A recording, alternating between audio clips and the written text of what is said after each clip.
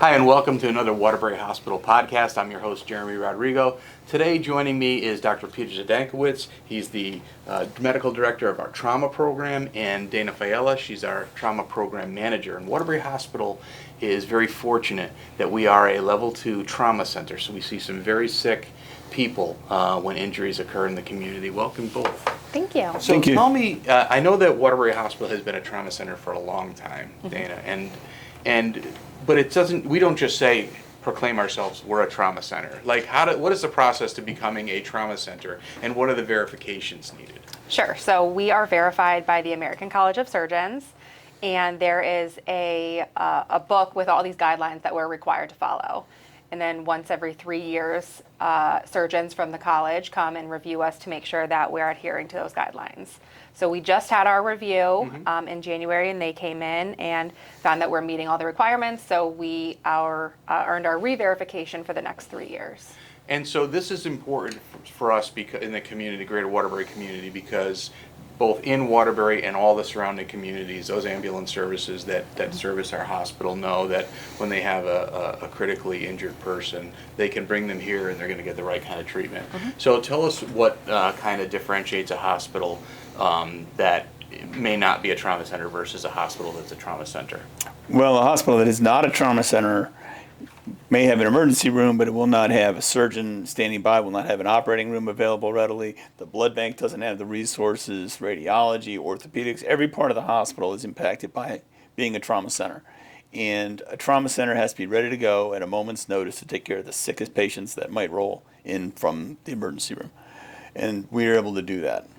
And so that's what kind of a distinction that's important. And there are some times, having worked in EMS for a long time, there are certain times that we have patients that we know require a trauma center, and we might drive by another hospital that isn't a trauma center to come to a trauma center. And sometimes people don't understand, and it really is about the capabilities. It doesn't diminish, those hospitals that we drove by. It's about the capabilities of this particular hospital.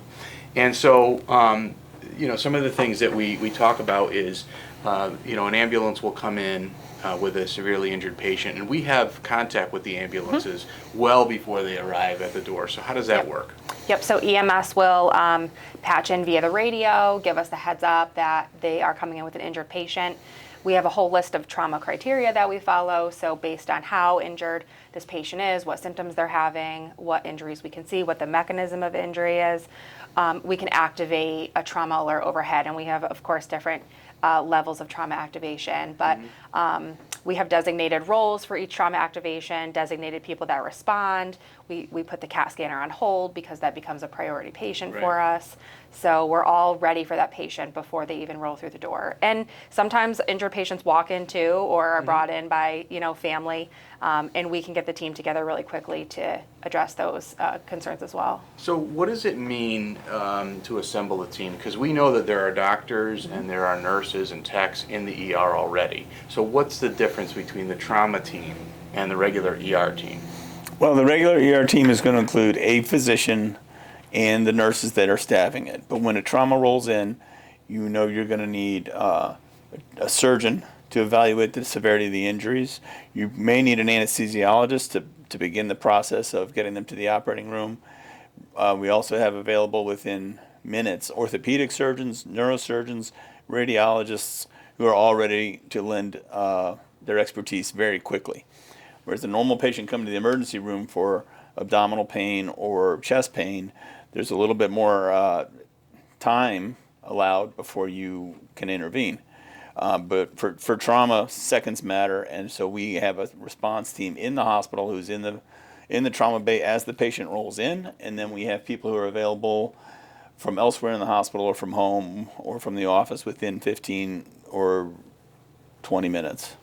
So, and that's the difference is when you activate that trauma, the charge nurse or the physician in the ER hears about the patient coming in by ambulance or a walk-in, and they say, okay, this meets the trauma criteria, we need to activate the trauma team, and then the trauma team comes in. Do they wear capes or anything like that?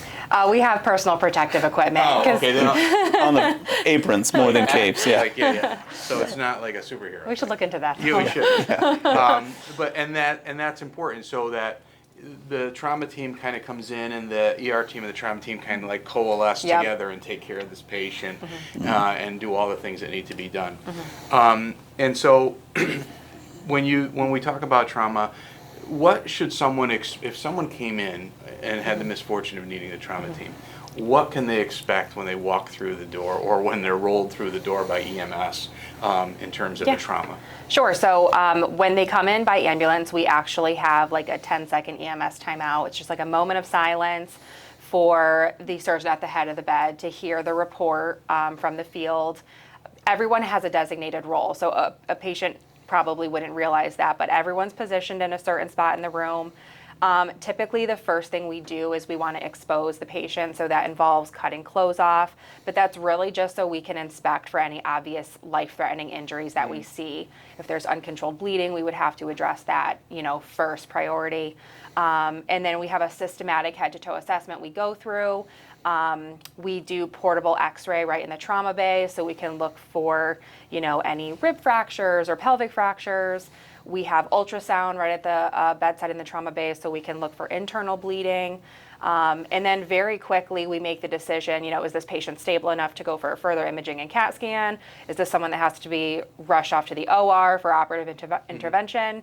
And yeah, it's really just that cohesive team. We're making those decisions on the fly, in the first, few minutes of arrival. And so I know you both do a fair amount of community outreach, both to the general public for injury prevention and things like that, but also to our EMS partners.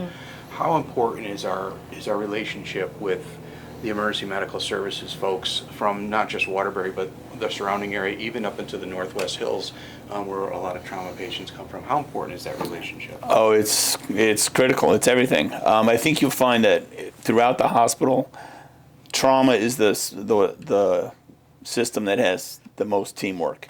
We have it in the field, we have it in the ER, we have it into the operating room, the ICU, onto the regular floor, and then even into rehab. And we really take that seriously, that you have to follow through the whole system. And we are very interested to hear what the EMS has to tell us when they come in. A lot of information in the mechanism of injury, whether it was a car crash or a trip, fall down the stairs. It can tell us quite a bit about where to look for our injuries and how severely injured the patient is. So that's critical to us. And we do like to even give back to them a little bit, because they want to know how the story ends. So I know when we have finally gotten the patient discharged from the hospital, Dayna will talk to EMS crews and let them know how the patient did, because to bring somebody in who's severely injured, if you don't realize that there's a good outcome at the end, I think that can get kind of demoralizing. But to know that there's a good outcome from some of these, I think really is important to them.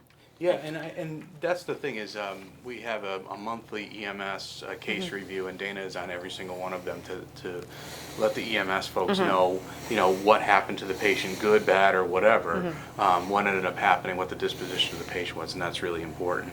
So I just want to go back to the trauma verification. So we were just re-verified by the American College of Surgeons. These are independent people that come in. Yep.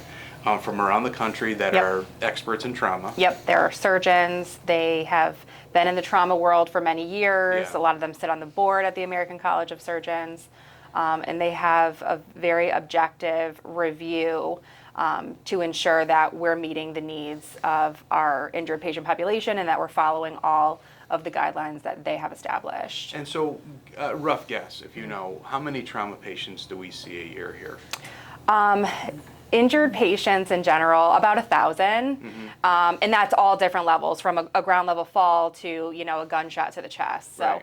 we track all of those patients. Sometimes a patient comes in as a trauma activation based on what happened to them, like they fell down the stairs or they were in a car crash, and they don't end up having any injuries, but we still track those patients too. Right. So there's a lot of behind the scenes work that goes on to be a trauma program. We also focus a lot on performance improvement. So we want to make sure that we're always doing the best. And if something is, maybe comes out, we have something that's not expected, or maybe an adverse outcome or whatever, we're constantly looking at those cases to see how we can do it better in the future, or how to prevent those adverse outcomes. So there's a lot that goes into the trauma program behind the scenes in terms of, you know, tracking and statistics and performance improvement. So I don't want to minimize that. We have a whole team, you know, back in the office managing those things. Yeah, they're in fact they're in the office right now goofing off. I'm sure they're not.